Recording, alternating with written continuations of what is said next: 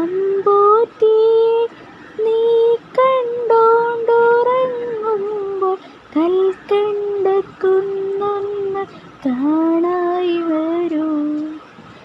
കൽക്കണ്ട കുന്നിൻ്റെ ഉച്ചിയില് ചെല്ലുമ്പോൾ അമ്പിളിത്തമ്പ്രാൻ്റെ കോലവും കാണാം.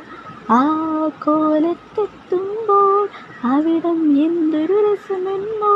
അവിടെ പാൽക്കാവടിയുണ്ട്, അരികെ പായസപ്പുഴയുണ്ട്. അവിടെ കാത്തോരമ്മയിരിപ്പുണ്ട്. ചാഞ്ചാടിയാടി